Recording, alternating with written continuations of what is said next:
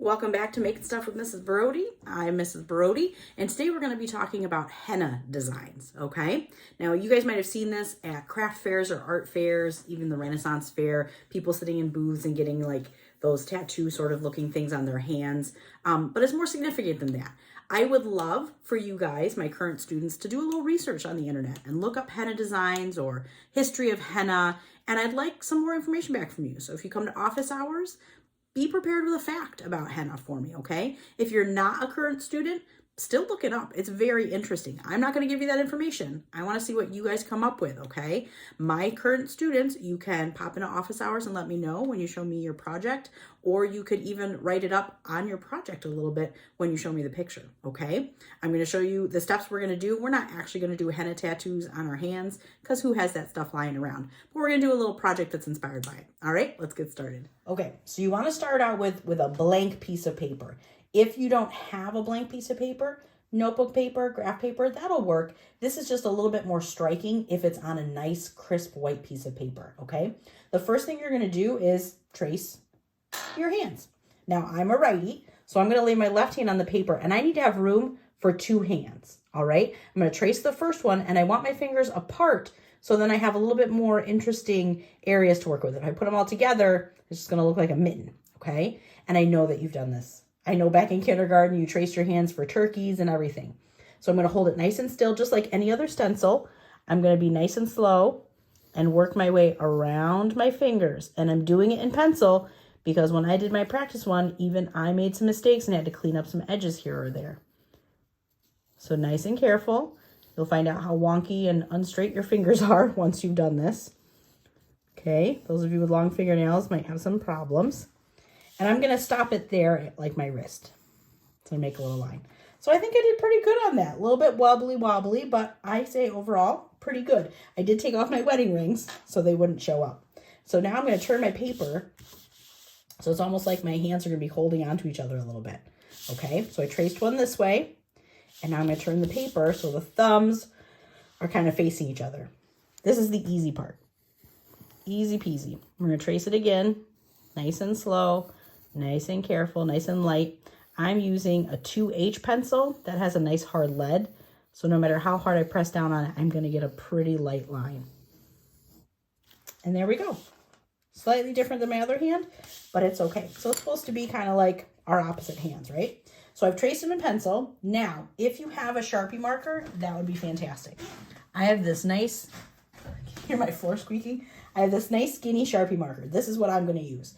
You might only have gel pens. I think that would look amazing. Maybe you only have ballpoint pens. Cool. I don't care. I'm going to stick with one color, but if you do a little research, you might find out, hint, hint, that henna comes in a couple different colors. Oakley dokes.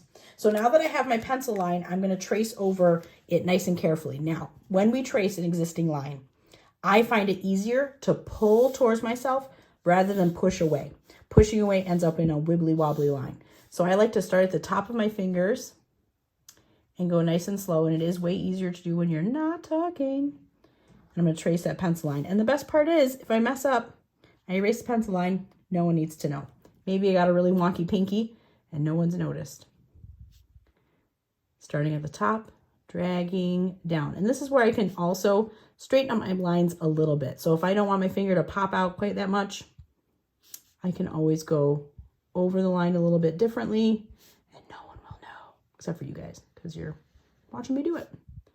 All right, I'm not going to trace the other hand because no one needs to watch me trace, you know, two hands for a few minutes. Now, once you're done tracing, I have on my Google site with this, and I'll put it in the description of my video, a few different websites that you can go to that have some really great patterns. I could have done up a whole million examples for you guys, but honestly, there's so many great examples out there. I want to see what you find, and you can absolutely use the ones that I give you, or you can look up Henna Designs on your own. Now, with the Henna Designs, what I want to see is a design on each finger and thumb, and I want to find something so it's almost like you're doing it in the palm of your hand or the back of your hand. Think about it that way, okay? So if it's in the palm of your hand, if it's the palm of your hand, how that would look different than if it was the top of your hand, okay? So one design in each of the fingers, something in the palm or the back, and then if you did a little bit of wrist action on yours, You could even build it down onto the wrist, okay? You could do this in pencil first, but if you are a sixth grader for me, you've already practiced designs, so you should have a pretty good handle on just doing it. If you want to do a pencil first, okay, but I'm just going to go for it.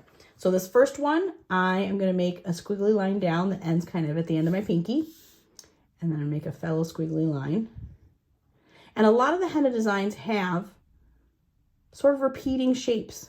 So I'm going to repeat a circle all the way up on either side of this. Does it have to be perfect? No. Do I expect it to be nice and neat? As neat as you can, for sure. And because I accidentally got smaller with my circles on the other side, I'll just do it on this side and pretend I did it on purpose. So that's design number one. Another design, let's make just a straight line. Okay, and now I'm just going to make little, we'll call them lumps. Now there are significance to different designs. If you do a little research like I asked you to, you might figure that out. I'd really like to see what you guys come up with in your research. Just a fact, maybe two, about henna. So I've done that. Now maybe I'll make some dots on every other one. Make it a little bit more interesting. I did see a lot of these with dots, with simple lines, but because they repeated or were put into a pattern, made it look more interesting. Okay, so when you're done, my expectation is that we have two beautifully designed henna tattoos on our hands. So you have a lot of space, so this is where you could write a fact about henna. Henna comes in several different colors. Henna is used for blah, blah, blah. And you can see I did have a little bit of wrist, so I put a little bit on my wrist. So if this was my hand, that would be the design on my hand. How cool is that? Made some flowers.